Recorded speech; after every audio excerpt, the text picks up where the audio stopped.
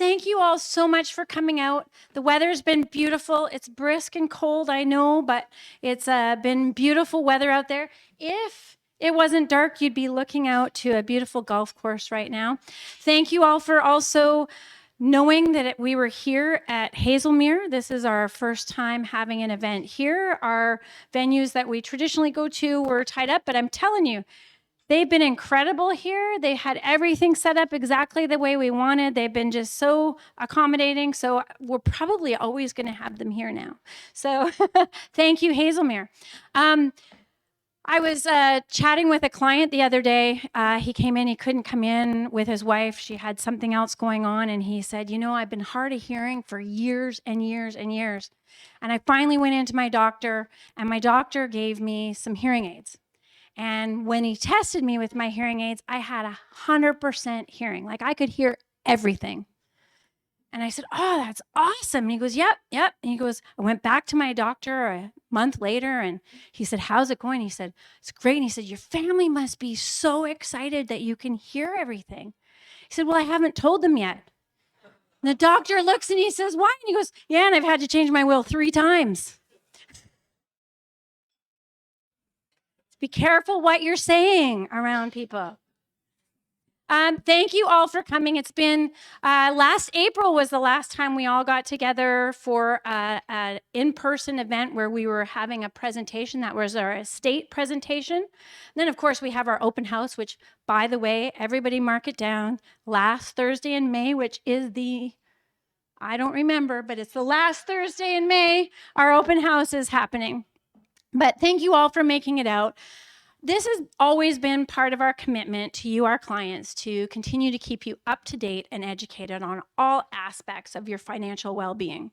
And tonight, no exception, we every January try and bring out to you somebody who's in the know, who's fantastic at delivering the message of how to think about the markets, what's going on in the markets, what's going on in the Gossick is going to be no exception to that. You're going to have a fantastic time here tonight. And by the way, thank you, Ben, because I know you've been like having to be on the road all day today. So to be here for us tonight, that's just fantastic. Thank you. But you know, this is part of our commitment because we want to make sure that we're continuing to deliver to you not just what we do as a team at Insightful Wealth Group. Yes, we're, you know, this beautiful, comfy office over at 152 and number 10, and we have these great meetings.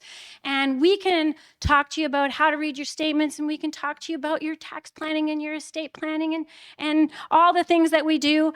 But it's really nice to come out and get to know other people who are wondering about the same things as you, and to hear from oh, that's way better. Sorry about that if anybody couldn't hear.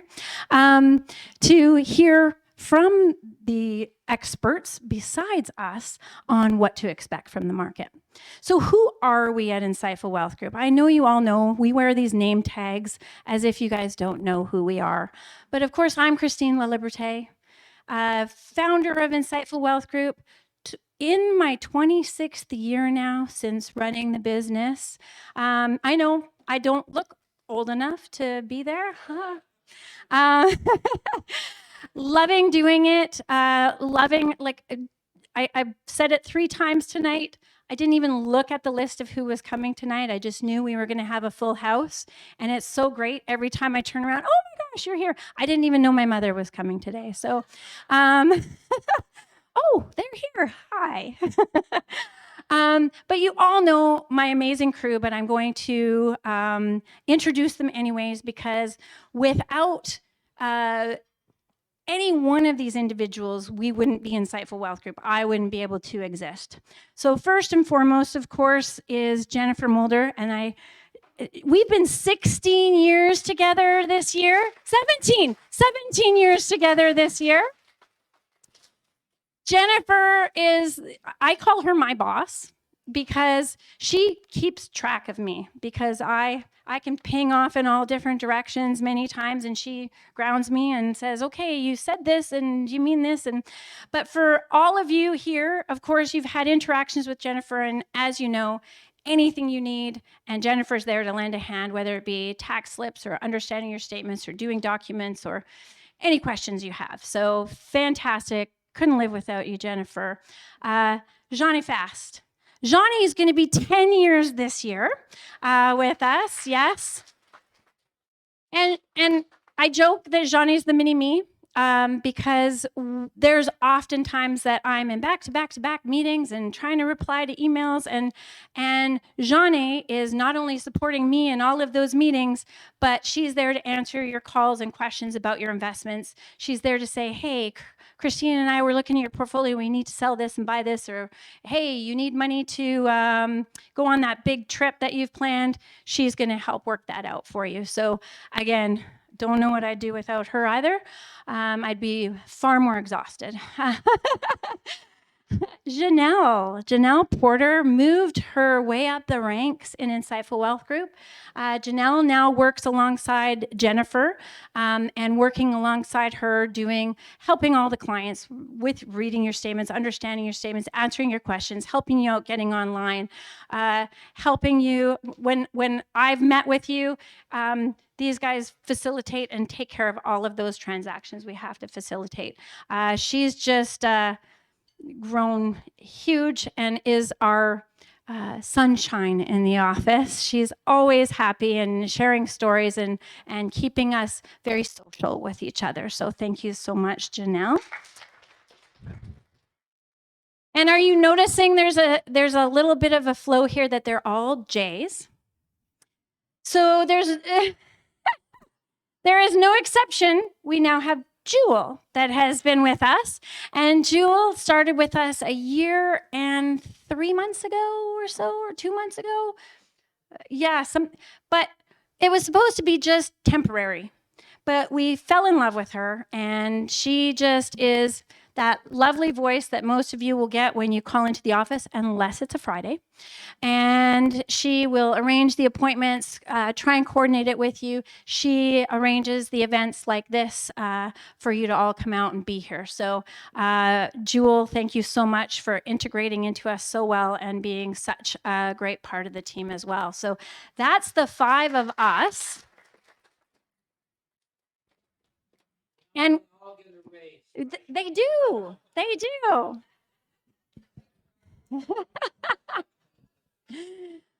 But even on a night like tonight, I turn around and they just know everything to do and how to keep things smooth and running. So I just wanted to make sure that we acknowledge them and thank all of you because I'm looking around the room and I have clients that have been with me for a year and clients that have been with me 3 years and clients that have been with me 10 years and some that have been with me over 20 years. So thank you so much for your commitment and the, yes? Oh, mother, can you stand up, please? This is my mother, Rita. Yeah. She came all the way from Abbotsford. Yes. You guys should have carpooled.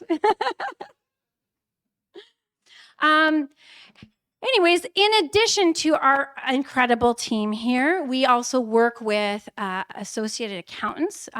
Many of you might recognize in the room Derek Wyborn in the back there, who's just retired from Hemming, Wyborn, Grewal, and Carrie Hemming, right here at the front, retired 8 years ago from Hemming, Wyborn, Grewal. HWG is what we're supposed to call it now, right? But I can't help it. It's what I know. But we work with lawyers, trust companies, even bankers when we have to, mortgage brokers. So what we try and do at Insightful Wealth Group is look at your world like a big picture or a big puzzle. And without all of those pieces getting connected, the picture just remains fragmented. So we try and coordinate advice from all of these professionals and streamline a plan for you so that you can accomplish retirement and travel. You can accomplish helping your kids out with their down payment on their house. You can sell your business, make sure that you save taxes, make sure you do all of those things. So thank you all for being here and for being our clients. Tonight, I'm going to leave the introduction of Ben up to Chris Maxwell, who is also here.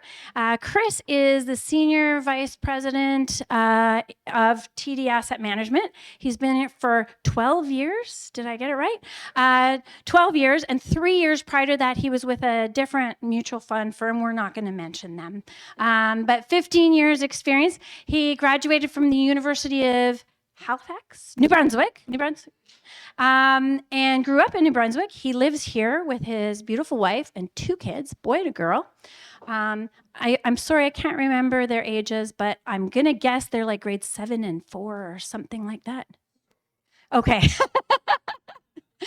But Chris has been just instrumental at working with us because we rely on people like Chris to make sure that we're staying on top of what trends there are in the markets, where we should be with our asset allocation strategies, and what products and services are going to best fit those needs. So Chris has been just fantastic, and the most fantastic is that he was able to secure Ben for us for tonight. So I'm going to turn this over to you, Chris, to introduce Ben.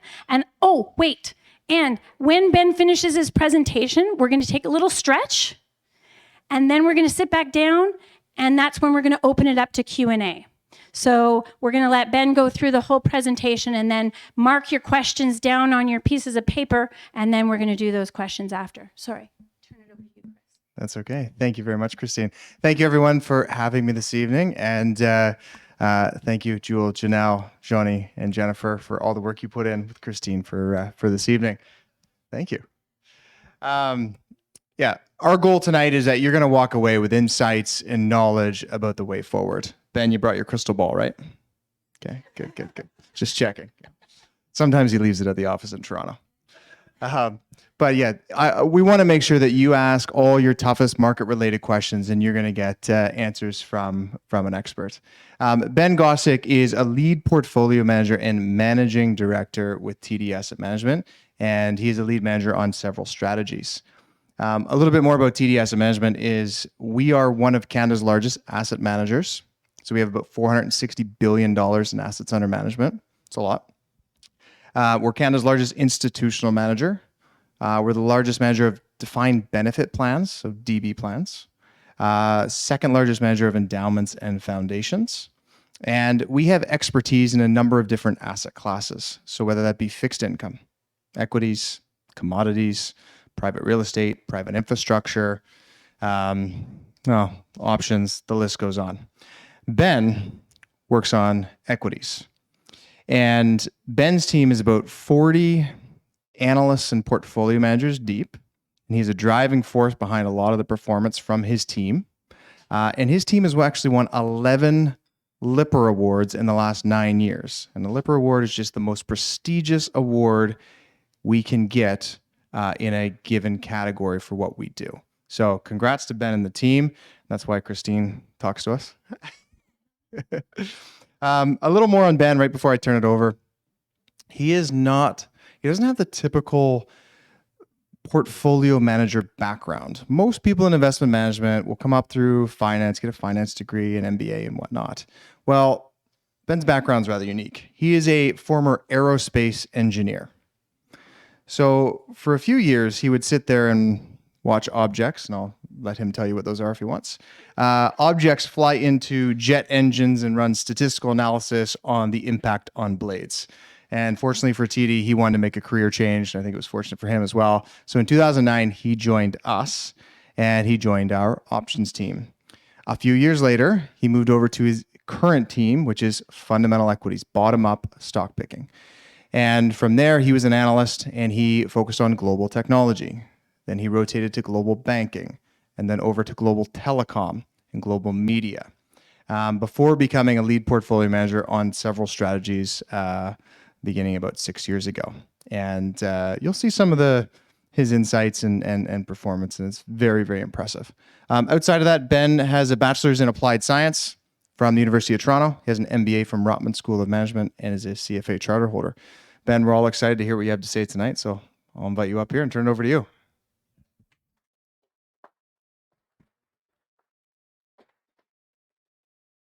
All right, thank you for coming out tonight. You could have been anywhere and you chose to be with us. So, and I do want you to look good in front of your mom. So, um, I'll try to give a really good presentation, not just an okay one. So I know you probably have a lot of questions about Trump and Chinese AI, and I will get to those. But what I think is really important is I walk you through what I do and how I think about the world, because I can't always be here every night to answer your questions. But hopefully, if you understand our framework, then you can see why we do what we do. And some stuff that you may think would bother the markets don't bother the markets, but hopefully you walk away and be like, okay, I get there's a process. As Chris said, I didn't really know anything about financial markets when I grew up. You know, the logical job choice would be a doctor, a lawyer, an accountant. I chose engineering. And I didn't know anything about these financial markets until I was working on my first job. And they gave me this thing called a defined contribution pension plan. And I had a little menu and I had to pick little mutual funds that was going to build up my pension. And I discovered this thing called a mutual fund.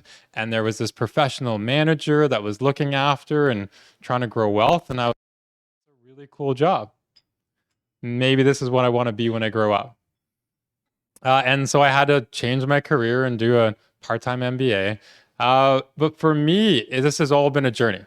So we'll go on a little bit of a story and walk you through the process that I manage.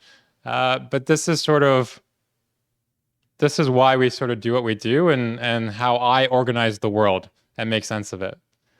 So one of the things that I saw when I first joined TD Asset Management is if you ever buy a fund, Christine and her team is probably going to show you some fun facts. And one of them will be the top 10 holdings in a fund. And I would have assumed that must be the most important holdings of the fund. And so this is one of our funds. But you would find many companies that you would recognize, be it Apple or Facebook, MasterCard, SAP. You know, how did they make it into the portfolio? And why was it so important? Why did it make the top 10? And is the top 10 the most important stocks in the portfolio? So I look at the top 10. If you're ever watching a show, let's say on Netflix, and it starts at the end, and then they're like, let's go back 6 months. Let's go back 10 months. So to me, the top 10 of any mutual fund or any ETF that you see, this to me is like the end of the story. But how did we get here? I have a very talented person on my team, and I discovered that they're an artist. And like any good manager, I exploited their talents and don't pay them more. Does this cartoon, is it recognizable to anyone? You have a young boy talking to a piece of paper. Does anyone know what I'm talking about? The cartoon in the US about how does a bill become a law? Yes, there we go. From Schoolhouse Rock. So it was a famous cartoon. How does a bill become a law? I'm just a bill on Capitol Hill. Okay, well, I'm just a stock. We got a strategy. It's good to rock. But we're going to go on a journey about how does a stock become a portfolio holding in one of our strategies. And so this is going to come up a couple of times. So we run a formula. We run a process. And that's all I think about every day is my process. I assess everything that's going on in the world, and I run it through our process. And the way that we're able to achieve your outcomes, because again, you want to grow your wealth, you have dreams, you want to go on retirement, you want to go on vacations, you want to fund stuff for your kids and future generations. For us to do that, what we do is we focus on something called secular trends, and I'll define that, but we're looking for long-term trends, 3, 5, 6, 7 years. We're looking for high-quality companies, and then we're being very thoughtful in a tactical way at how we put that into a portfolio. And we think that achieves your client outcomes. So let's break it down a bit. You know, what's a secular trend? And there are effectively 3 major trends. We can have a cyclical trend. We can have sort of like a melting ice cube. And then the one that I really like is the secular up, where it just keeps growing. And our eyes like charts that go from the bottom left to the top right. It just delights us. We love growth. So let's just talk about a cyclical trend. We found out who's going to be in the Super Bowl now. It's the Chiefs and the Eagles. Okay. Did you know that Super Bowl is still the single most important day for chicken wing consumption? What you're looking at here, this little squiggly line, is chicken wings in cold storage. And it is defined by the NFL football season. And we are at max inventory around August, September. And then we draw down to the lowest amount of wings in storage by Super Bowl day. And it's a fairly repeatable and cyclical cycle.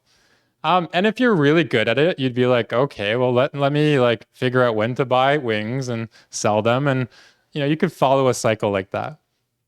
And some people make a lot of money on cycles like that. But that's not where the fun is.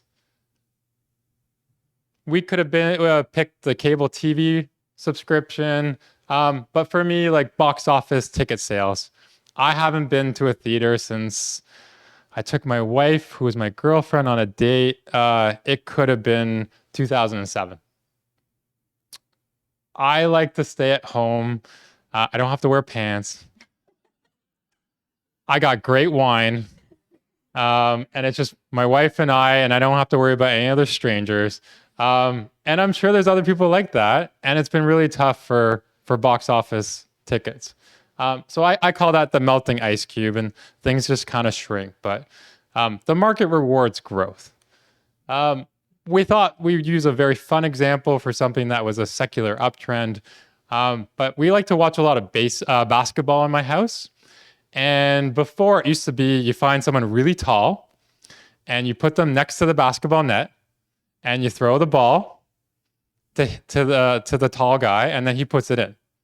And then all of a sudden we got people shooting 3-pointers.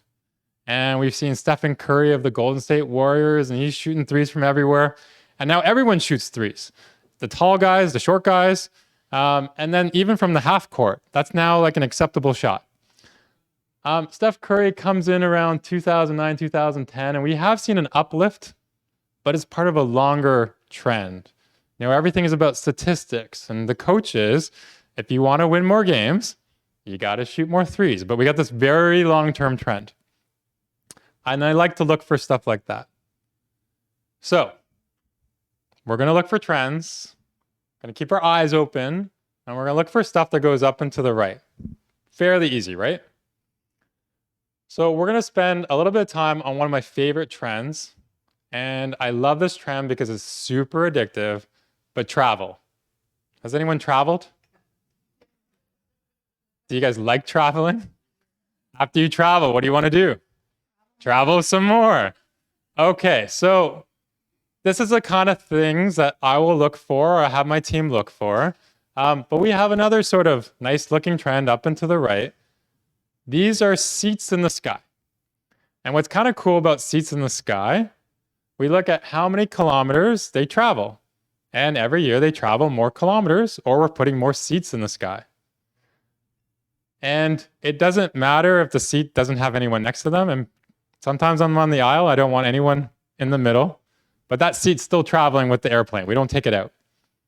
So we're just looking at, this is kind of like capacity. And every year, either we're flying them more, or we're putting more planes in the sky. And then something like COVID came around, but we're coming right back to trend. And this is growing at a 17% clip every year. That's a big number, including COVID. So the fun part about this is we know we got growth. And we know the market likes to reward growth. But how are we going to find the stocks that exploit that secular trend? I will say this. I was in Japan, and I'm depressed. They have really good toilets there. And so I come back to Canada, and I'm like miserable. I'm like, why live? And then people credit Japan for incredible stuff, but no one told me about the water pressure. And I know the soap's already gone, but the pressure is so good. And then lastly, I've watched a lot of videos and people do talk about the convenience stores, and they just are that amazing. I'm part of this group here, and I'm doing everything I can to go back to Japan again this year. But people go again. They go to Europe, they go to Asia, and they discover the world's pretty cool. So we know this trend can keep going. But how do we make money? That's what I'm always asking. And we can find the trend. Can we make money from this trend? And what's really cool about travel, I bet the first thing you thought of was like, maybe it's Air Canada. Maybe it's the airlines. That's travel, right? He showed me about airplanes and seats. But we can attack it in many different ways. Because yes, we have to pay Air Canada or WestJet to get on that airplane. But I got to stay somewhere. So that's a hotel. And maybe I use Expedia to book it. That's an online travel agency. Maybe I use my credit card. And in particular, a company like American Express is really big into travel and entertainment. I was on the airplane, but someone had to supply the equipment. And there's like a billion parts inside an airplane. That airplane, you run it for so many hours, now we got to do maintenance. We got to pay for maintenance. We got to pay for new parts. And then what if I take a cruise? Does anyone like cruises? Okay, good. You guys can have it. I don't want to be. I like my feet on the ground. Don't worry. I won't take your spot on the cruise. And then suitcases. I think Samsonite at one point was a public company. So, I mean, maybe it's suitcases. So let's build a framework. How can we assess where to put our money and where to put your money? Hopefully in the back you can see, but I'll describe what's in front of you. But one way is to look at, are these good businesses? So on the y-axis, it says EBITDA margin. That's a fancy term that we like to use, but it just means operating profits. So higher up is a more profitable company. On the x-axis is another fancy term that we love to use, is return on invested capital. What does that mean? And the best way for me to describe it is that every company, has anyone run a business before? Okay, well, you put in your equity, and then you also borrow from the bank, and then you take that investment and you try to generate profit. And how efficient were you in generating that profit? So the companies that are furthest to the right are very efficient with the capital that was raised. So if we think of our cruise line, they tend to be very profitable, but we got a big ship. And we got a lot of operating expenses. We got a lot of people. So we're not super profitable. Airlines, not very profitable. At the top there, we have hotels. Very profitable, very efficient with the capital that they raised. And suppliers, these are the companies that make the parts for the aircraft. Also doing very well in terms of very profitable and very efficient with our capital. Maybe these are the companies where we can make money. Okay. But find a good business doesn't mean it's necessarily a good stock. And I always get lots of people that ask me, like, isn't Disney a really good company? I go there and they take all my money. And if you look at Disney stock price, it hasn't been that great. And so that is a big distinction that I think causes a lot of confusion. Just because you have a good company does not necessarily mean it's a really good stock that you want to own. And so we will look at, on the y-axis, these are the 5-year returns. And then on the x-axis is this shorthand that our industry likes to use for valuation. So if it's to the far right, it's very expensive. And if it's closer to the left, it's cheap. And so airlines are really cheap, and you might as well just burn your own money if you want to buy them. Cruises are a little bit more expensive, but also not great stocks. But what is standing out are the companies that supply the parts for the airlines, the airplanes, and also our hotels are doing pretty good. So what makes them so special? Why are they great businesses and why are they great stocks? Okay, I didn't just pick an engine company because I worked for one. These are really good businesses. So everyone's talking about AI, American AI, Chinese AI. I want to tell you that this is high tech. Not many countries and companies can make airplane engines. They have all tried. Even the Japanese have tried to make engines at scale and have struggled. The Chinese have not been able to do it. We have General Electric in the US. We have a company called Safran in Europe. We have Rolls-Royce in the UK. These are the ones that are supplying most of the engines. General Electric and this company Safran from France, they have this joint venture. It's called CFM International. Who in the room has ever been on an airplane and there was one single aisle down the middle? Okay, that's all of you. I know it's all of you. They may have been 3 seats on one side, 2 on the other, 3 and 3, but most of the airplanes that we fly on are single aisle. This one company has 50% market share. That's a lot of airplanes, and you have been on these engines. It's called the CFM56. It's the workhorse. Now, we think we've basically recovered from COVID, but when they're making airplanes, they still have a lot of supply chain issues. So remember, you couldn't get your refrigerator in your car because we didn't have enough chips during COVID. It's still an issue. So we're not getting a lot of new airplanes. And then has anyone heard of this company called Boeing? Yeah, they have problems and they're not making airplanes.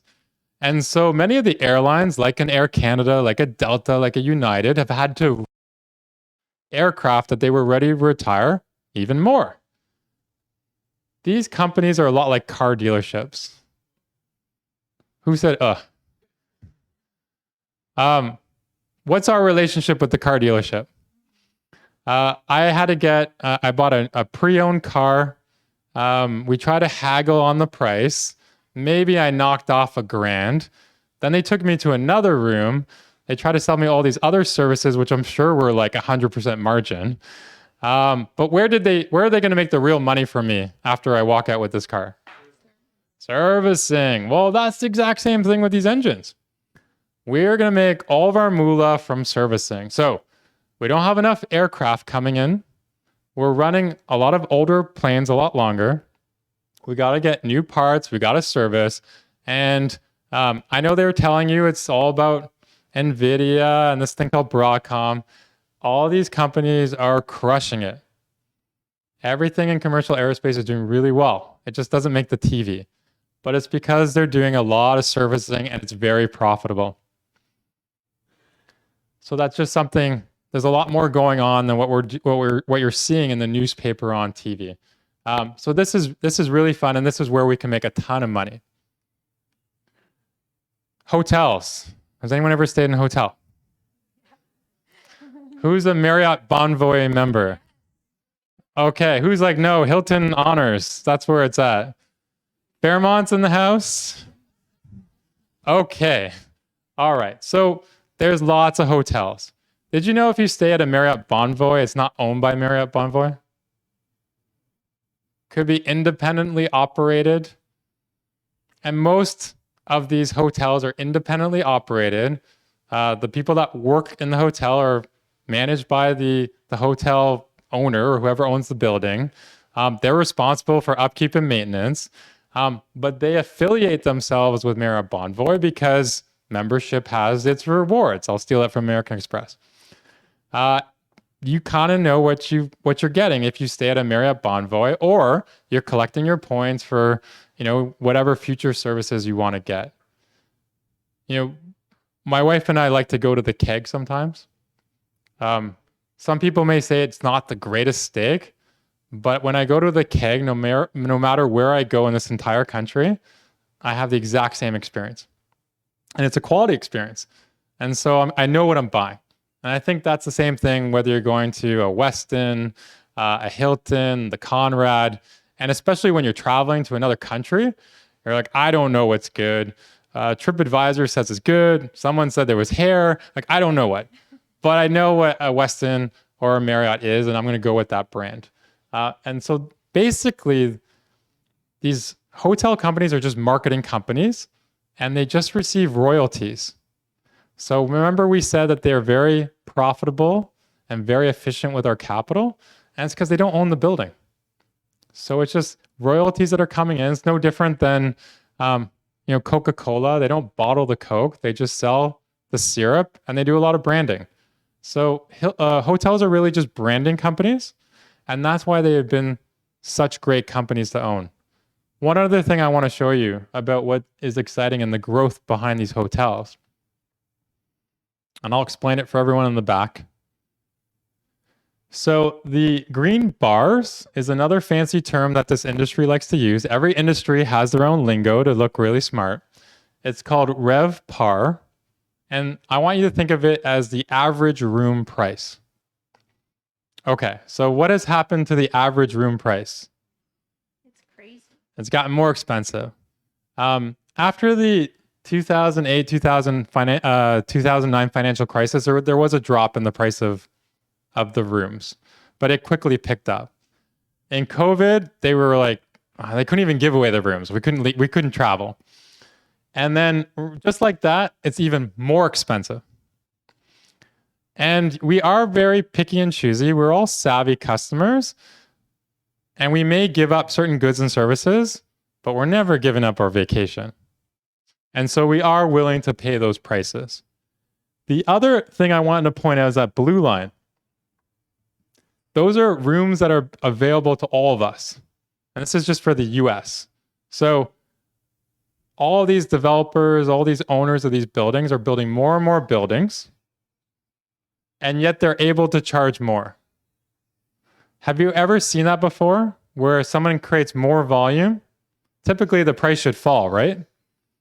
But that just tells you the demand on the other end, right? Travel is very addictive. There's so much demand for travel that we can build more hotels, more resorts, and we'll still charge you more and you'll pay for it.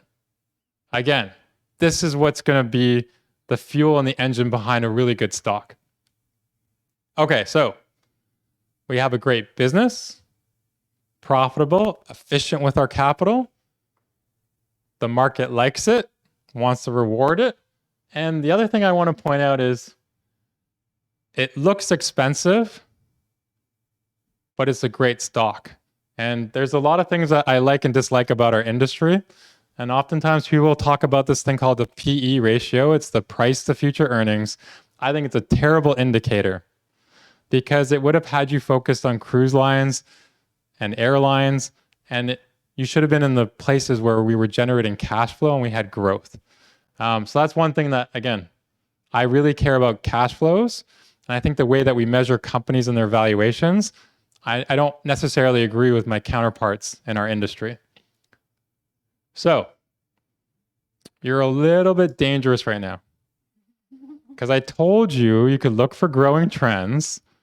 You're probably like, okay, I know Yahoo Finance, Google Finance. I'm going to screen profitability. Is it a good company? And you don't need Ben and my team. So this is where I need to sort of pump the brakes and say, like, there's a lot more going on here. You don't have to read the names here. I just want to show you that I have 21 analysts. So you see me in front of you.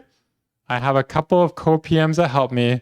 And then I have an army of analysts that are slicing and dicing all these little stocks, just to stay on top of it and make sure that we know what's going on. I also have another team. They're all whizzes, and all they do is spend time on computers and building programs and software and trying to find little inefficiencies in the market, things that we can exploit. So it does take an army to sort of work on this process. Just another thing as an aside, this industry is very psychological. And one of the things that I worry about is biases. I'll just give you an aside with these two research reports. I make my analysts write a very short report, 1 to 2 pages, and then I make them write a more in-depth report, 10 pages. When I started, we wrote 60-page reports. A 60-page report feels like I did a lot of work, right? That would take me 2 or 3 months. What if 2 months in, I realize this is not a very good idea, but I spent 2 to 3 months on it? I kind of don't want that to go to waste. So maybe I feel inclined to still recommend it because I don't want my efforts not to be rewarded. So that's a bias that's in the way that we construct our ideas that I try to root out. The other thing is, let's say it was a good idea. You spent 3 months on it. You know everything about the management team and the products, and then something is going wrong with the company. You're like, I don't really want to learn a new company. And so now you're not inclined to say, you know what, it's a sell, we should move on. So just because we have a good formula, we got a big team, doesn't mean that we still don't have our own issues to work on. And it's just personal issues. So I spend a lot of time thinking about psychology and our biases and trying to make sure that, you know, if we spend a good amount of time as a 10-page report, we can make the right decision that we need to. If it's a good company or bad company, we need to move on. So these things are really important. These things I think about all the time. And I spend a lot of time in the airport and on the seats cramped up. And I think about stuff like this, like, why is my analyst acting a certain way? So these things are really important. Okay, so you're like, okay, fine, I'll hire a few people.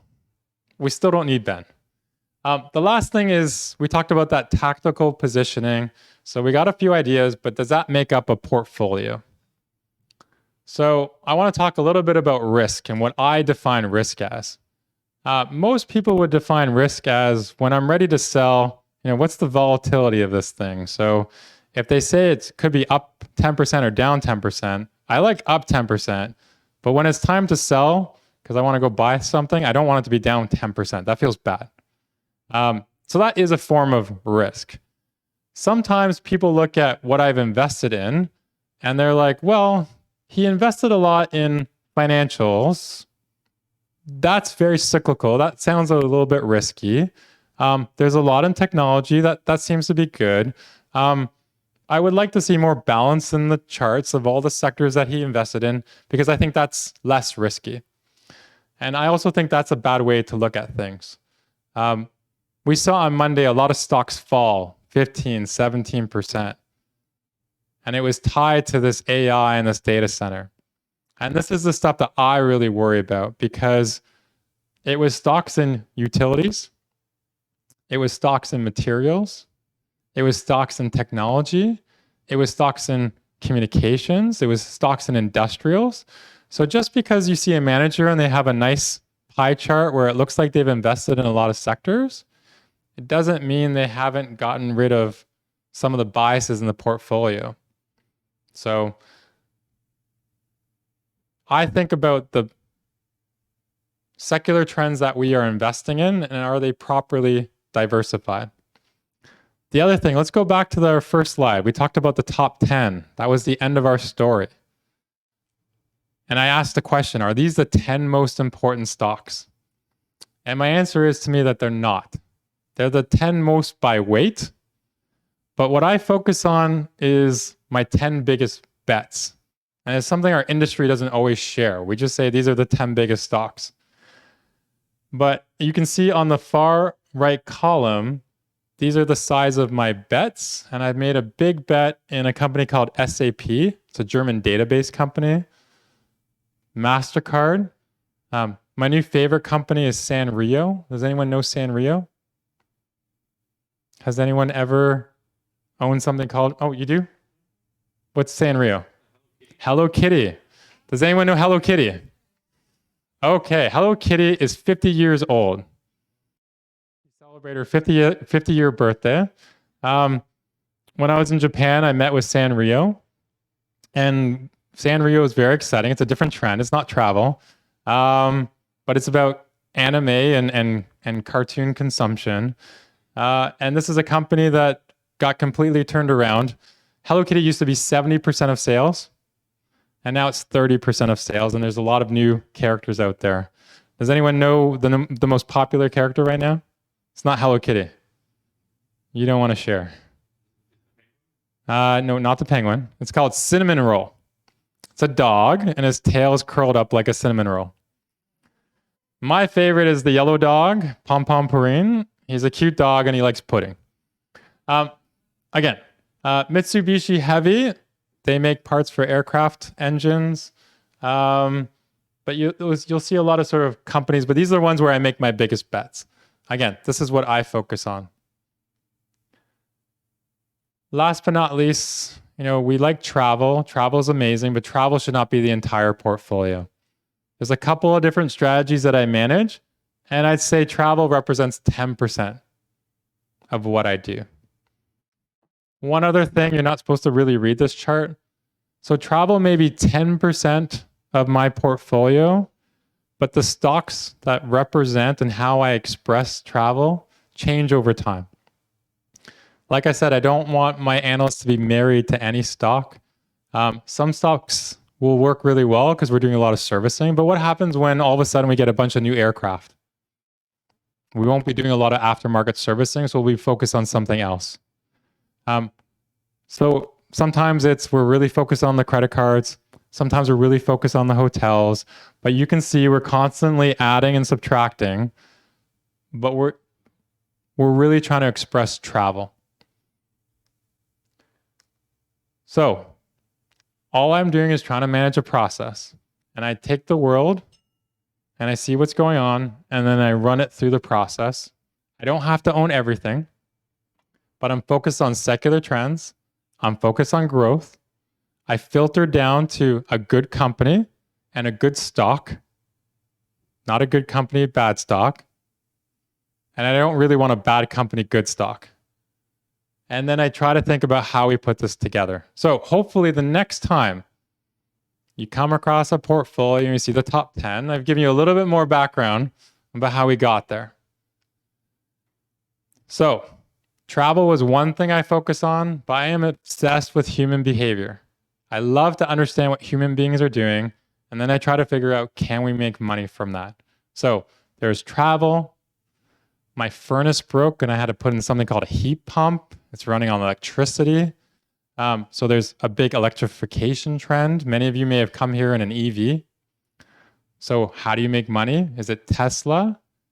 Is it the company you use to plug in the car? Like, we think about all this type of stuff. Decarbonization. I mean, we all live with the cloud now. Payments was a big trend. Defense has become really important right now. Healthcare and luxury. I really love luxury. Human beings love to differentiate. One, luxury makes us feel better, but also we want people to be like, wow, they have money. We should be nicer to them. You know what I'm talking about. But you can exploit that and make money from that. So these are the things I think about all the time. So last but not least, I'll sort of finish with this and we can go to Q&A. Lots of stuff going on. Again, hard to read from the back, but I'll tell you what's going on here.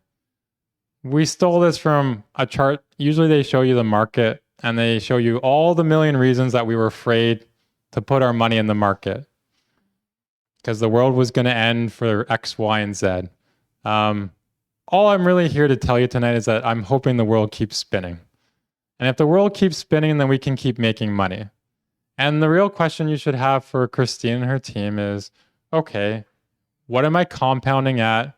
And can I keep compounding like that in the future? That's all that matters with your money. This is one of our funds, North American Dividend Fund. I assume you use this fund, Christine, or one of our funds? I've used 3 different funds. This one we're going to talk about. Okay. I'm doing some selling for Chris. This is one of our funds with the longest track record.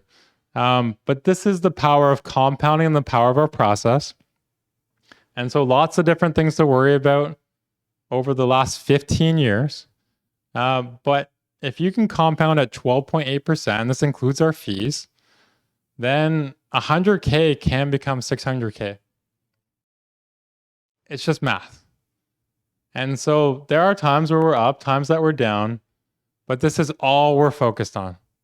running our formula, trying to achieve client outcomes.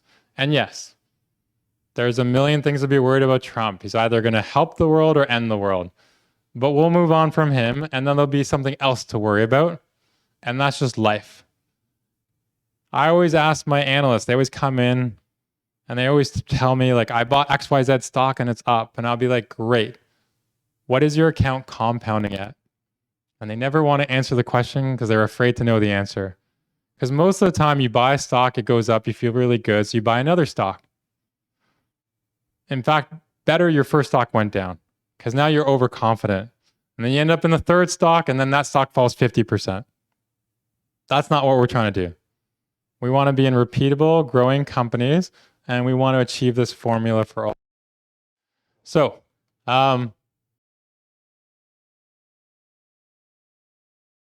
we're going to get rounded up. It doesn't mean that you have to stop what you're doing, but just going to get everybody back. We've all stretched. Keep getting your drink or beverage.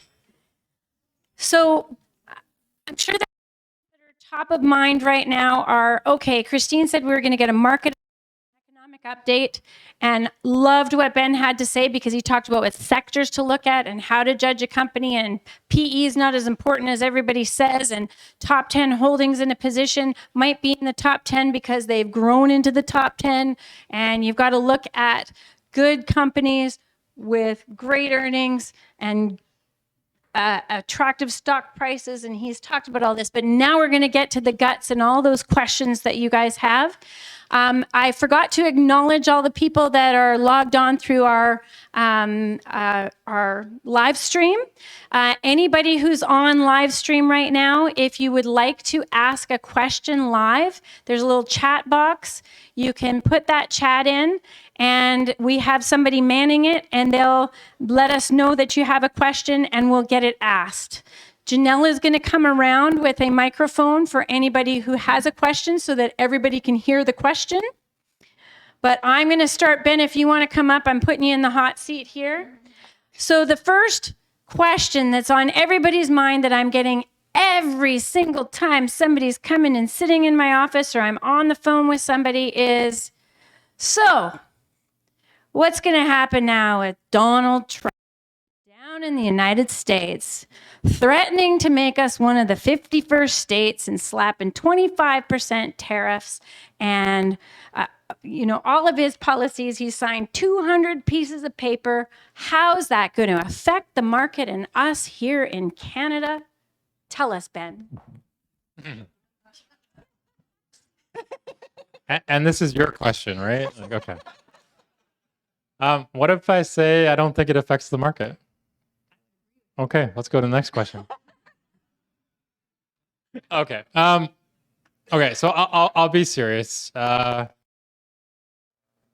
So again, we look at a formula, we look at secular trends. Having Biden in office or having Trump in office, like I said, wouldn't change our travel trend, right? So I think that's really important. Most of our trends have nothing to do with who's in charge or who's ever running Canada at the moment. I will say there are some trends that are and can help us. So I lightly touched about defense. And defense companies, especially in the US, were doing really well in 2022. And then 2023, I don't know if people noticed, but they started to underperform. And even in 2024, they've underperformed. And the market is really smart. It just takes us a while to figure out what it's doing, and then people catch on. And what I mean by that is that the reason why these companies started to underperform in 2023 is because they already anticipated with some probability that Trump was going to become the next president. And I think it's very challenging because I have ways that I try to suss that out, but I never know that for sure. But now you're watching TV and you're trying to be informed, and you're reading the newspaper and you're trying to be informed. And then they're telling you it's really close. We don't know. And then on election night, you're like, wow, what a surprise. But the market is not waiting for the election. The market might be already preparing for this a year ago. And so we saw that with these defense companies. We saw that with certain financial companies because we know a Trump presidency, a Republican in houses gets a little bit lighter with the banks and all the rules. And working for a bank, yeah, there are a lot of rules. So in terms of tariffs, and this is, again, just a theory, I could be wrong. I think I'm just as smart as everyone in the room, or you're just as smart as me. Tariffs are not a new thing. It's been discussed. What's Trump's favorite word?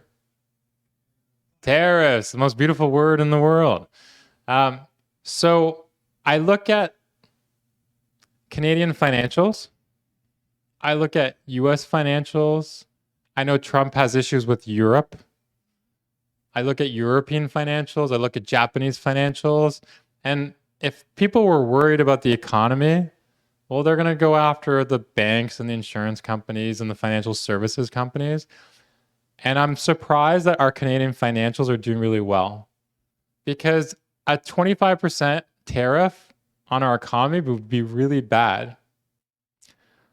But our stocks are not seeing that. So it could be two things. It could happen and affect our companies and your friends and their companies, and our stock market might just be fine because it's already prepared for that.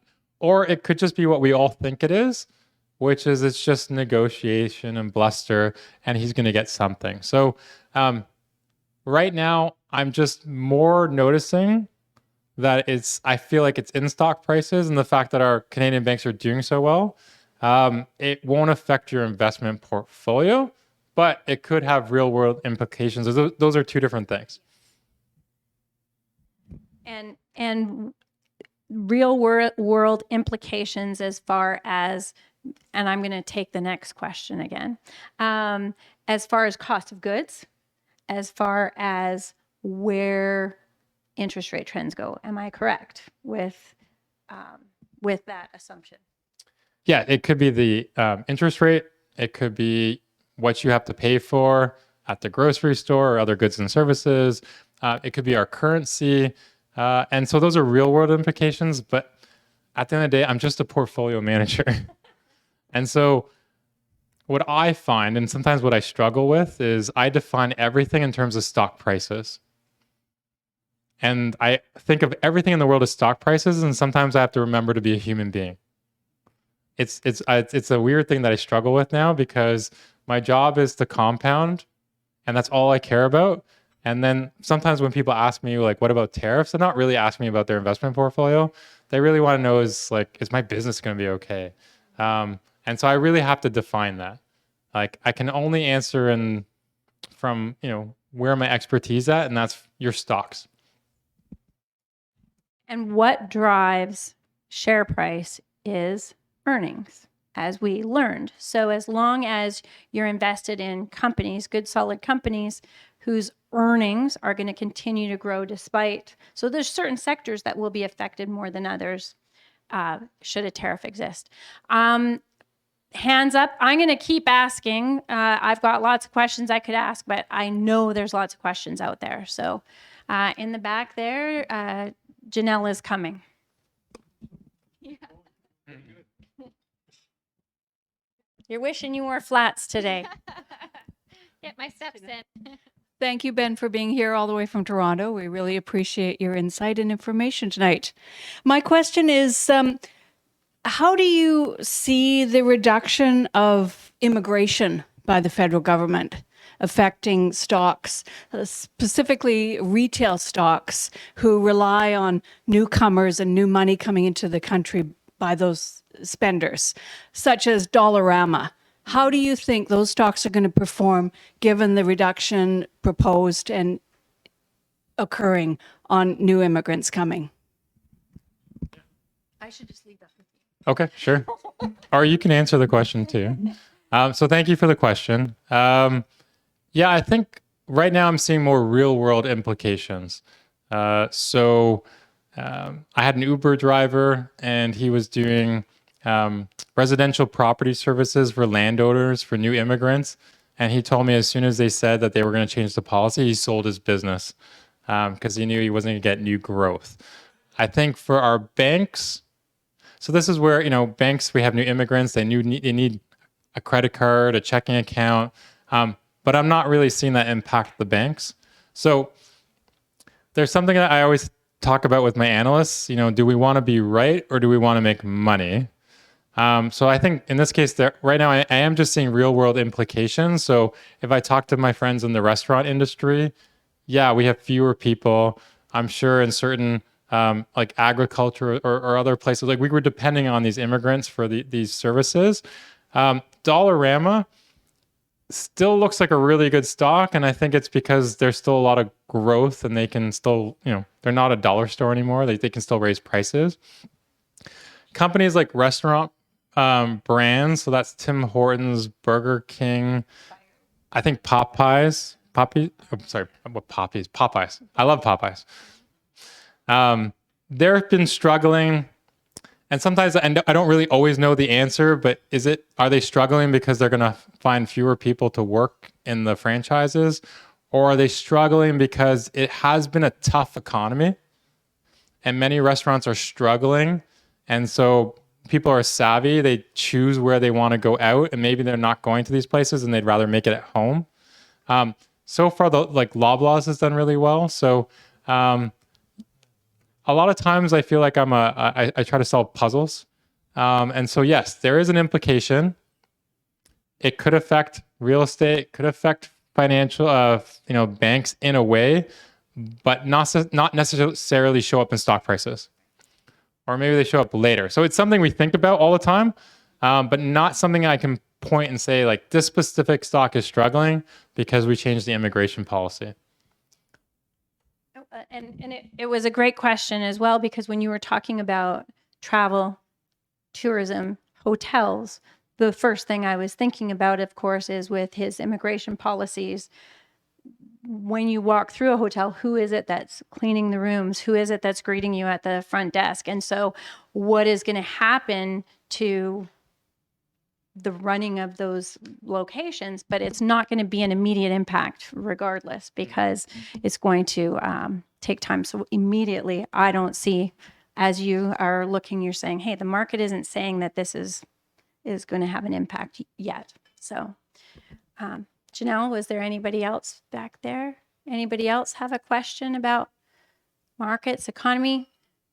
Okay, so another big question that I get all the time, and I know you're a stock guy and you think about investments and you think about compounding money, but one of the questions that happens all the time, and I say this to clients, by the time we know that there's a recession, it's already happened. So in Canada, we've definitely slowed more than in the United States. United States has seen greater GDP in 2024, and they're expecting about 3%, I think that they said, for 2025. But how does what's happening right now, because they had expected interest rates to come down, and now they're saying the economy is doing better than expected, so we're not sure about where interest rates are going. Yet in Canada, we're feeling the effects certainly far greater. What's your thoughts, or what's your team's thoughts throughout TD on where interest rates are going to go, both in Canada and the United States? So there's what I want and what could happen. I got a lot of debt, so I'm not sharing my balance sheet. But yes, I think we as a country, we have a lot of mortgages. We'll say municipal taxes. Depend on property and land transfer taxes, and a lot of stuff is tied to our real estate. And so these high interest rates have had an effect. And I think job number one from the Bank of Canada, they'll say it's inflation, but it's probably financial stability, and our regulator and our government. And I think there is pressure to lower interest rates to manage those costs for people. I'd say, again, this is where, like you said, by the time something happens, the market has moved on. And there's still talk about, are we in a recession? Is a recession pending? For me, the market decided about the recession and resolved it in 2022. So the S&P 500, that's our big index, fell 25% from the peak to the trough. And that was the market saying, wow, we've been living in this zero interest rate world. Lots of us have taken out debt because money's free. People were talking about second properties and third properties, and isn't this fun? And all I care about is the payment, and it's manageable. And then what happens if we go to 5.5% interest rates? Wow, things are going to get tough. And it has been tough, but we've all survived. And many companies actually refinance their debt in the good times. And so their debt doesn't come due for another 5 years from now. And I think what was also counterintuitive is that many people have a lot of fixed income or income generating products. And so, especially in the US, I have a lot of US examples, but it would be similar for Canada. They're locked in their mortgage. So maybe most of us had a 3 or 4% mortgage locked in for 5 years, but your GICs are now 5 and 6%. So your household income might be flat or slightly good. So you're not really impaired by the high interest rates. And so stock prices reflected the greatest worry that was being discussed, which was we all remember 08, 09 and how horrible it was. And when we go from 0 interest rates to 5.5, it'll be just as the same, or if not worse. And we reflected all of that fear into stock prices. So from our perspective was even if a recession were to come, it wouldn't be bad as feared. And one thing I learned when I started looking at stocks, less bad is really good. Sometimes you see a company report and you're like, but they lost money. And we will say, but we thought they'd lose more money, stocks going higher. And so that's how I do think there is a recession in Canada, but I think our stock prices have already reflected that, and we've now moved on to the next thing. Come on, I know there's way more questions than that. Yes, Janelle? It's going to be Janelle's getting a workout. Thank you. What about uranium stocks? And anything in particular about uranium? Well, You like no, uranium? You don't like Just uranium? in general, because there's nuclear power plants coming up, and they will need a lot of uranium. Yes. Okay. So, great question, because again, this is a secular trend. Nuclear obviously was a big thing. I think a lot of Ontario is powered by nuclear, and then we had a couple of scares, and especially Fukushima in Japan really put a stop to it. Maybe it was Russian misinformation, but Germany was ready to shutter all of their nuclear. And now, and also nuclear was not considered something about we care about sustainability and green energy, and nuclear was not considered any of that. And now, guess what? It's green, it's great, we love it. And to your point, it requires uranium. And this is like our seats in the sky. We know there's going to be restarts of nuclear reactors. We're talking about building more nuclear reactors. We know it's clean energy, so that's good. Everything is about electrification.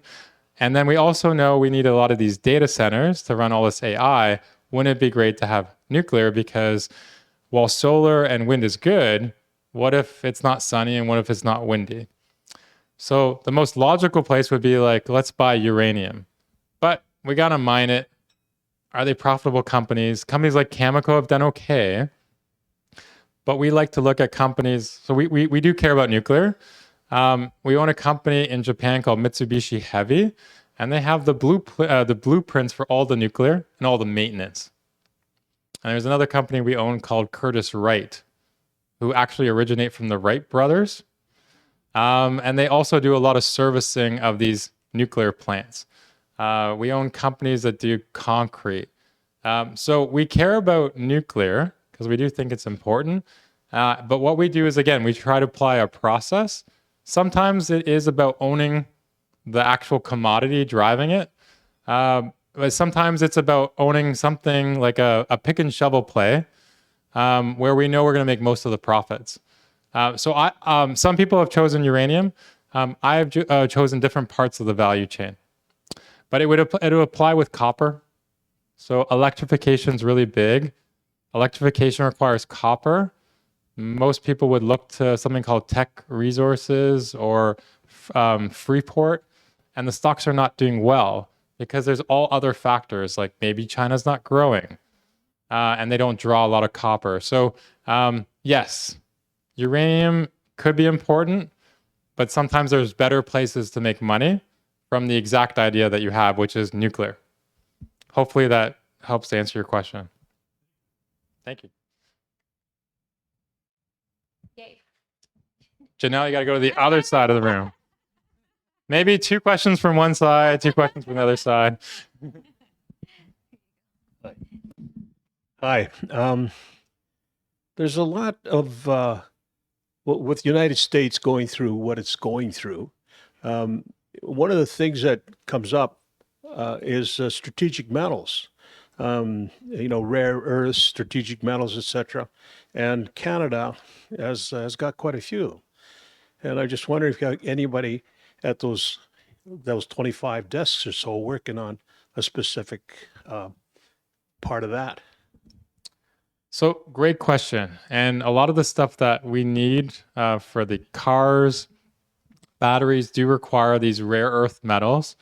A lot of it can be found in China, or China has been really good and made certain countries, they built all this infrastructure for them, and now they're on the hook for the debt, and they're trying to control rare earths. I've heard there's a lot in Canada. There's a lot in the US. So it is important. But it's not necessarily investable. And so there's a lot of trends that I'll look at, and then I'll be like, but is there a stock that I can use to exploit that trend? And I don't find anything.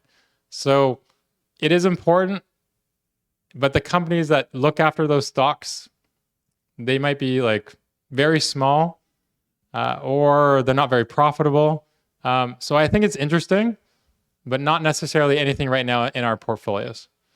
And sometimes that happens often. So your phones used to have, I don't know, 500 megabytes of space. Now it's 1 terabyte. We're going to go to 3 terabytes. So you would think we like to store data. There must be a way to make money because it always goes higher. And I can't find a way to properly to do that in a way in our portfolio. So I think what you're asking is a very important question. It has a lot of political importance. So I'm going to put this as it's a real world issue. We know data is really important, and the chips that run our networks are really important. Access to materials like rare earths is really important, but not something I see sort of like in stock prices. I mean, maybe one day it will be, but not right now. But it is a very important question that you asked. Oh, do I have to do the thing? Hi. So talk to me, you were speaking about AI. So we all know what happened with NVIDIA and DeepSeek. Can you speak to that and what you see going forward and how that might all play out? And maybe first I'll explain to the room. NVIDIA has been that darling. It's in your portfolio. It's in the top 10. It's along with other mag stocks has been what's driven the market, and it's an artificial intelligence. They make a chip. I don't know all the ins and outs, but yesterday, DeepSeek, this company out of China, said they can do artificial intelligence basically for 80 or 20 cents on the dollar, pretty much was what they were saying. So what happened was everybody I think there was some short sellers that took advantage of it perhaps, but we saw stocks like NVIDIA go down 17% yesterday. Now, we woke up this morning and it went up 10% today, at least last I looked, but it was sort of been there and forgotten. But artificial intelligence is definitely a driver in the markets. But I just needed to sort of explain that first because I wasn't sure how many people were aware that happened yesterday. All right, so that's helpful. It was a really good explanation. So I used to cover technology when I first started looking at stocks. And so I always take a glass half full look to all these trends. I do think they're important.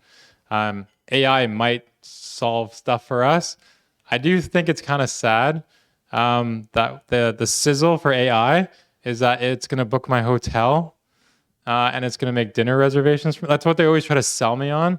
And I was like, why can't it just cure cancer? And I did speak with companies like IBM. Remember Watson? It beat the best chess player and it was on Jeopardy. Well, that was AI at the time, and IBM is not a competitor, but they told me that it would find cancer and cure it. So we'll see what AI does. It might make us work longer. Maybe it changes how we are profitable. We'll see. But I do know that people want it, and they're spending, and they need data centers, they need chips, and in particular, they need this NVIDIA chip because it does all the computations. To do these computations, we need power. And so we've been trying to build these data centers, and we have a way to do it. And every generation, the model's getting smarter. But to make that next leap, so to make the model even better, we're like, wow, we need to spend a lot of money, and we need more compute, and we need more chips, and we need more servers, and we need more power. And so, we got to spend $100 billion, $500 billion, like really big numbers. And so whether this different method coming from China, and just to remember, under Biden, they won't allow us to sell chips to China because we don't want them to be a competitor in AI because we think it's important. And somehow they MacGyvered a really great idea with like a piece of gum and a paper clip. And they have this incredible method that's a fraction. So you Americans want to spend $100 billion. Well, we'll do it for 10 million. I don't know if that's true or not, but if they can do it more efficiently, then that changes people's assumptions about, yeah, we will need a lot of these chips and power, but not at the pace that we were going to spend. So I think what it did is it had us ask a lot of questions. And when we have to ask ourselves a lot of questions, then we take down the stocks. And I think I'm not surprised the stocks came down, and we've been prepared for the stocks to come down. I think it's just more of like how much they came down. And so we saw some rally today, but there's still a lot to figure out. Is this real? Did they have contraband chips that came in people's pockets? Is it as cheap as they thought it was? But for me, in terms of our portfolio, it does raise questions of, do we need to spend $100 billion? Because again, that's our capital. Remember we talked about they're going to raise capital, and how efficiently are they going to generate profits from it? And so us as shareholders and owners in these companies are now saying, okay, you said, so Meta, this is Facebook, said they were going to spend $60 billion. Microsoft is saying they're going to spend $80 billion. Is that an efficient use of our capital? And are you going to generate a good return? A lot of them are going to be reporting their earnings this week, and they're going to be facing those questions, which is 60 billion a prudent source? Or maybe you should do, more of a dividend or more of a buyback. And that's the question that will be answered. But for me, it says, oh, there might be a better way to do this. And that's human ingenuity. Where are we going next, Janelle? And just to go back to a company like NVIDIA, I won't jump off into pharmaceuticals or anything yet, but a company like NVIDIA, a lot of people ask me, well, isn't it too expensive to be buying right now? This was like 3 months ago. When you're looking at a company like that, there's other factors to look at. Like you said, price earnings doesn't always matter. Don't they have mountains of cash that are like free cash flow that they can do some of these things that you're talking about with? Where's artificial intelligence going to go compared to a company like, what's it called again? Yesterday. DeepSeek? Yes. Yes. So it is a very profitable company, but the market wants to know that it's going to be selling more and more chips. So we live in an industry where it's like, that's great. What are you doing for me today and tomorrow? So that's the demand on a company like NVIDIA. But to your point, sometimes they look at it. There's two things that happen where, again, I talked about biases. Our industry likes to talk about year-to-date returns. It's a very popular term. We rotate around the sun and we artificially set everything to zero on January 1st. And we forget the trends that happened the year before. Maybe the trend's been going on for 3 years. And a stock might be up 60%. And we for 1 year, or maybe for 3 months. Maybe it's grown too much. And I say, who's to say if it grew too much? Maybe it fell 50% last year. If you fall 50%, you have to rally 100% just to get back to flat. So is a 60% rally a really good return if we reset the clock to 0 on January 1st? So that's one issue I find. The other issue is the way that we perceive things as expensive or cheap. We take the current price of the stock and we divide it by our estimate for 1 year out. That estimate comes from human beings, and it might be 12 analysts, and they might work at JP Morgan or Goldman Sachs, or they might work at Royal Bank or TD Bank, and they follow this company and they're experts, and they figure out what is that earning supposed to be. To me, the market is getting smarter and faster every day, and I find that the stock prices are already factoring in that future estimates might be higher if we see a lot of growth. But the analysts don't change their numbers until after earnings. So this is inefficient, but it is something that's happening in our market. And sometimes they're just not that, they don't have a great imagination. So does anyone know the company Eli Lilly? Okay.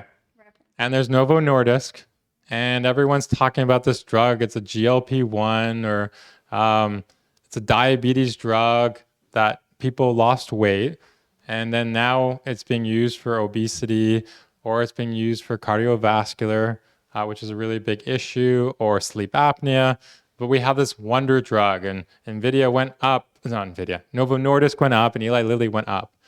And when we were looking at Eli Lilly, the PE, the so-called valuation, was 50 times, which is a really big number, because right now the market's at 20. So imagine you're buying a stock that's more than double the valuation of the market. And the reason why we bought it is because this estimate that the analysts have been working on, is that they sized the population, the amount of the people that would be taking these drugs, based on how doctors were going to prescribe it. So when you go for your checkup, they make you stand on that scale, and then they raise the bar and they try to figure out your height. And then you stare at this chart with these different colors, and we look at, okay, I weigh this much, and I'm this tall, and now it's saying I'm obese. I don't feel obese, but it says I'm obese because my BMI is north of 30. And then your doctor says you could afford to lose a couple of pounds. It'll help with your blood pressure, all that type of stuff. And so they thought that that's how doctors were going to prescribe the drug. But we know many people have been taking the drug, and they had undersized the population. So maybe it's not 50 PE, it's 25 PE.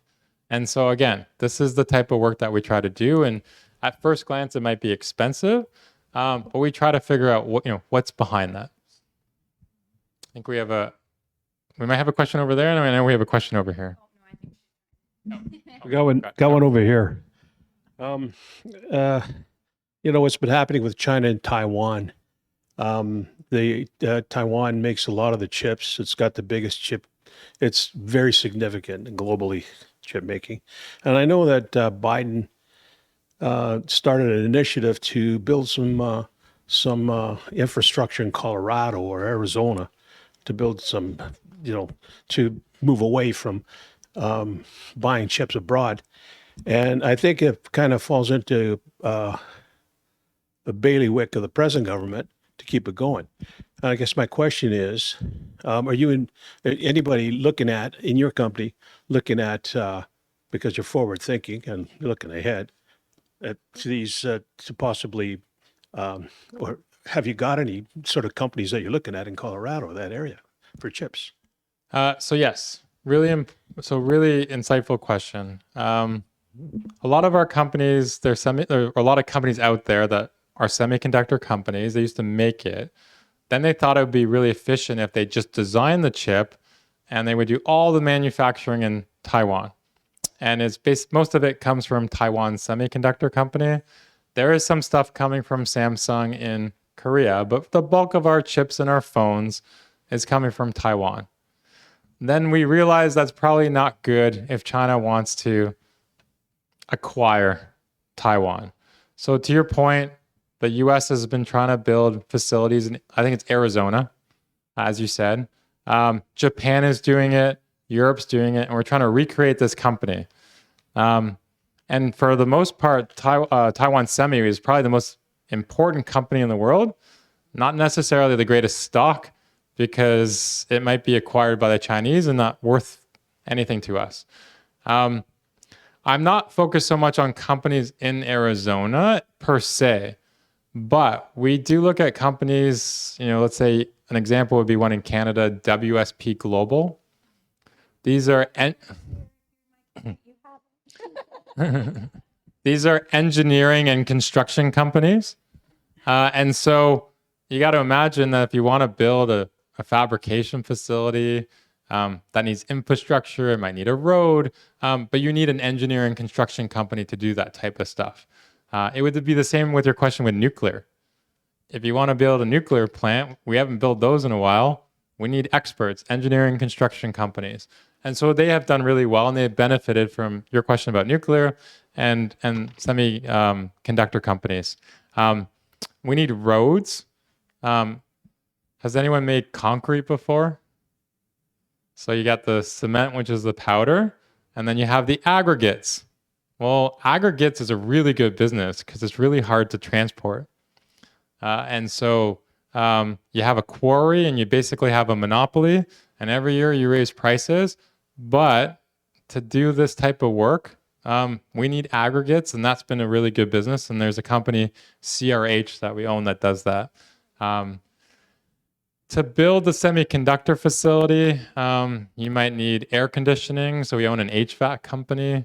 So again, it is important. And then we think about it in different ways of, are they good businesses and are they good stocks, and how do we take advantage of it? So yes.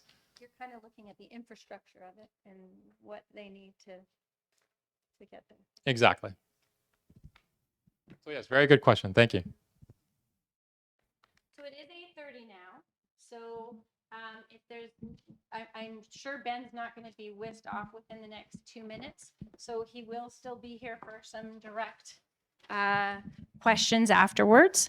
To sum it up, though, if we're looking, what I love about tonight's presentation is we talked about, hey, you're going to come and you're going to get a market outlook and an economic outlook.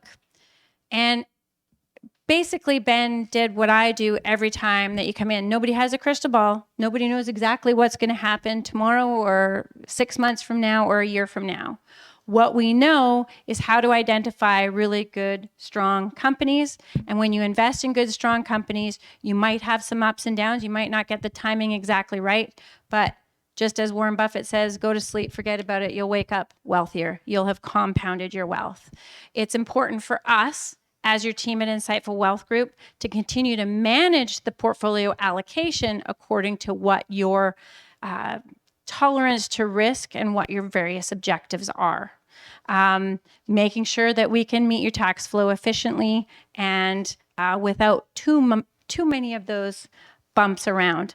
I liked that Ben mentioned earlier about risk, and a lot of people define risk as, if I buy it, how much up and down is it going to have? And any of you here in this room know that I say, well, risk can be defined that way. That's how most people see it. But to me, risk is there the potential to permanently lose my capital? And that's what we're trying to avoid. And so regardless of what Trump does or what happens with our elections here in Canada or where interest rates go, that one chart Ben showed is we've seen wage and price controls, we've seen wars, we've seen assassinations of presidents, we've seen Trump in office before. We've been there, we've done that, and we've survived, and the market is higher today. And so it's just our job to manage expectations and to continue to say, where are the opportunities and how should we be allocated? So yes, it's important to care about the markets and the economy for, as you said, how is it impacting me personally? What's it costing me when I go to a restaurant, and what's it costing me to pump the gas into my gas tank, etc. But as an investor, this is, I expect this year to continue on, and we're probably going to have a few bumps and bruises along the way, but we're probably going to see a positive market by the end of 2025. So you do have a crystal ball. I just think, like you said, we can see things through how certain things are behaving, and unless there's some wild comet that comes down on the earth that we're not expecting, that's about the only thing that I think that could really demolish that plan. So thank you all for coming out, for the questions that were asked. If you were too shy to ask the questions live here, certainly ask Ben or let us know tomorrow, and we can get the questions through Chris to Ben and get the answers for you directly from the horse's mouth. Thank you for coming, and we put all of your names into a bag, and we're going to draw some prizes here. But first, sorry, see, I forget everything. I get all caught up. Ben, we wanted to thank you for such a long day and coming out and making an even longer one, for coming and helping us and our clients deliver such a great presentation. Thank you. So we have a crib board with some cards. We have a awesome backpack that can carry your laptop, so when you're doing all the traveling and you need to carry your laptop around to keep in touch with us. And we have a great duffel bag for all the working out you're going to do to get ready for your trip. So our first winner and gets to pick the first prize is Dawn Sutton. Dawn.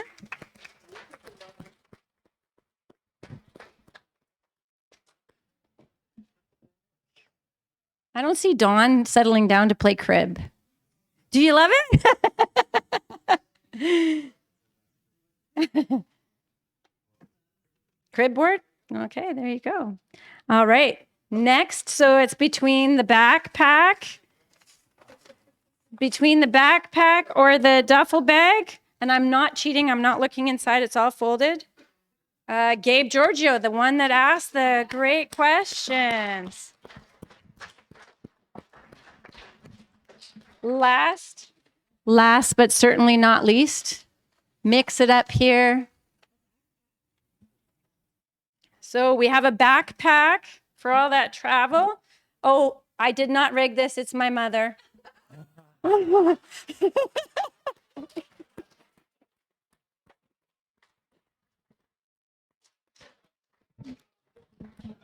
And there's no exchanges, mother.